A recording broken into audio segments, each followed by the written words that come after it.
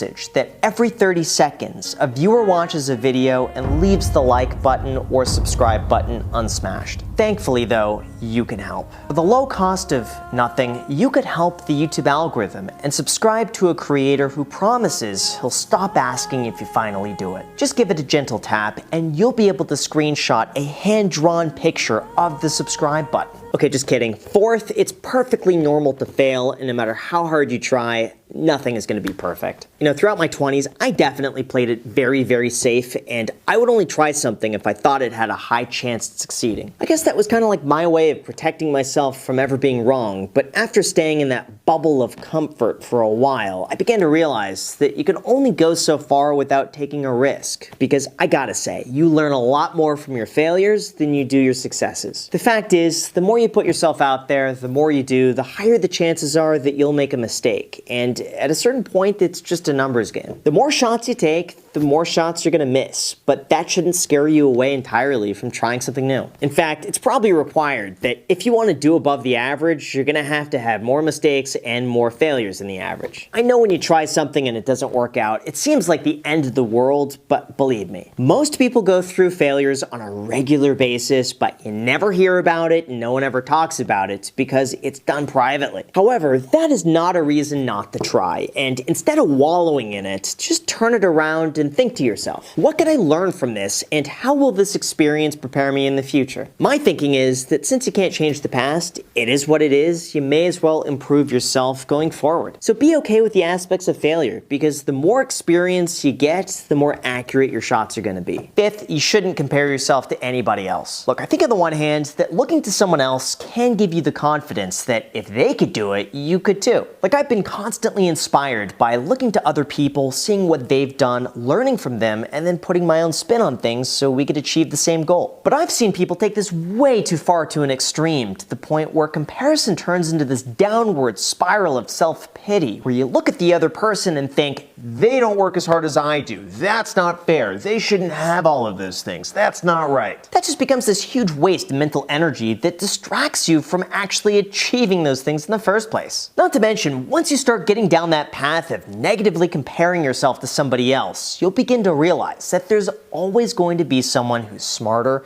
richer, better looking, and better shape who has more. It quite literally turns into a game of mental gymnastics that you could never win. Plus, I would bet that the person you're comparing yourself to is comparing themselves to somebody else. It just goes indefinitely. What I've learned instead is that we all go at our own pace, and life's not a race because there's no finish line. It's all just a continuous journey, and the person who runs the fastest is not competing with the person who's taking it slow and enjoying the scenery. On that same note, number 6, I'll tell you, deep down, most people have no idea what they're doing. You know, in my 20s, I really thought that people older than me in their 30s had it all figured out, but as I got older, I realized they don't. And when you really get down to it, everyone is just doing their best with the information that they have available to them. They're winging it at every age. I think I've come to realize that there's never any point where you're gonna have everything magically figured out, and chances are most people are just looking to someone else for the reassurance that they're on the right track, regardless of how confident they seem. I think at the end of the day, we're all in this together, we're all figuring out how the world works, and we're doing the best that we can given our own unique circumstances. That doesn't make you weird, it makes you normal. Even for myself, I still often have just as much doubt today as I did 10 years ago. I'm still trying to navigate the balance of friendships, relationships, and work. I don't know sometimes when I should take a step back, and I have trouble letting go and relaxing. I'm just as much winging it and learning alongside with everybody else, and if someone tells you they have it all figured out, chances are I have a feeling they don't. And finally, 7th, don't waste your time on things that don't matter. Like, I know this sounds like common sense, but looking back, I wasted so much time concerning myself with scenarios that were never gonna happen. In hindsight, I could have used all of that same energy doing something productive that actually would have gotten me ahead. The same thing also applies anytime you take part in mindless activity, scrolling social media for the 50th time waiting for something new to happen, indulging in useless drama, or succumbing to something that doesn't directly benefit your life in one way or another. But I would venture to say that almost everybody watching spends at least an hour or two a day entrenched in their phone when they could be using that time towards something that would benefit them. Like, how do you think you would feel differently if you were able to spend an hour a day at the gym, or an hour a day reading? cooking, learning a new skill, playing an instrument. But instead, that hour a day is spent scrolling TikTok, and I bet that you can't even remember anything that you saw on TikTok a day ago. Can you?